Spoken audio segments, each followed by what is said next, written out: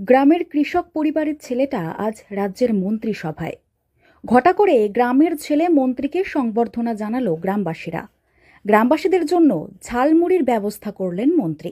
দামোদর নদীর পাড়ে অবস্থিত বাঁকুড়া জেলার সোনামুখী ব্লকের ছোট্ট গ্রাম করমপুর, যে গ্রামকে একটা সময় সেই অর্থে কেউ চিনত না, জানত না, কিন্তু বর্তমানে সেই গ্রামেরই নাম শিরোনামে।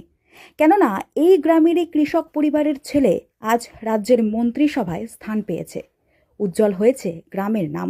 রাজ্যের সমবায়, বন ও পরিবেশ প্রতিমন্ত্রী দিবাকর ঘরামির আজকের এই সাফল্যের পেছনে অনেক চড়াই উতরাই রয়েছে। সাফল্যের চরম শিখরে পৌঁছাতে গেলে কোনো বাধাই যে ঢাল হয়ে দাঁড়াতে পারে না, তার জ্বলন্ত উদাহরণ দিবাকর ঘরামি। একটা সময় অন্যের জমিতে কাজ করতে হয়েছে, নাঙল দিতে হয়েছে, দাদা মালাই বিক্রি করেছে, দাদার সঙ্গে সঙ্গ দিতে হয়েছে, বাবা মুড়ির ব্যবসা করত, সেখানেও হাতে হাত মেলাতে হয়েছে। তারপর নিজের জমির কৃষিকাজ করে সংসারের হাল ধরতে হয়েছে। এত কিছু করার পরেও সময় বের করে দলের জন্য কাজ করতে ভুলতেন না দিবাকর ঘরামি। ছোটবেলা থেকেই গ্রামের নাটক, যাত্রা এবং ক্রিকেট খেলায় ছিল চরম নেশা, এবং প্রত্যেকটা ক্ষেত্রে তার নেতৃত্ব সেই সময় থেকেই প্রশংসা কুড়িয়েছে। সেই নেতৃত্বই আজ তাকে মন্ত্রিসভার আসনে পৌঁছে দিতে অন্যতম ভূমিকা পালন করেছে। অন্যদিকে দিবাকর ঘরামির সহযোদ্ধা হিসাবে প্রথম দিন থেকে তার সাথে কাজ করে গেছেন, তার সঙ্গ দিয়েছেন, তার সুখ দুঃখের সাথী হয়েছেন। জল ঝড় বৃষ্টিকে উপেক্ষা করে একের পর এক রাজনৈতিক কর্মসূচি করেছেন।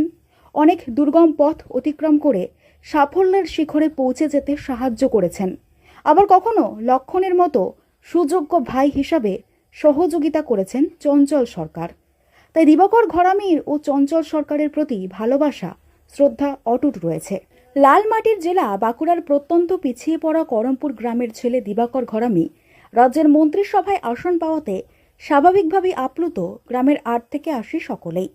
তাই প্রত্যেকেই সমবেত প্রচেষ্টায় মঞ্চ করে গ্রামের কৃতি সন্তান দিবাকর ঘরামিকে বিশেষভাবে সংবর্ধনা প্রদানের আয়োজন করা হয়েছে। এদিন দেখা গেল মন্ত্রীকে উপহার স্বরূপ সংবিধান অর্জুনের রথ মন্ত্রীর সচিত্র এঁকে তার হাতে তুলে দেওয়া হয়েছে। এই উপহার প্রদানের মাধ্যমে গ্রামের মানুষেরা বার্তা দিতে চাইলেন গ্রামের ছেলেটা যেন সংবিধান মেনে আগামী দিনে পথ চলে।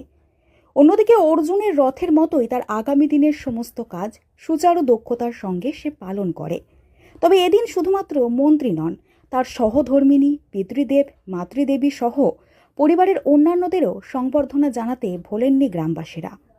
এদিনের এই সংবর্ধনা অনুষ্ঠান করমপুরের সাধারণ মানুষদের কাছে অনন্ত যুগ ধরে উজ্জ্বল জ্যোতিষ্কের ন্যায়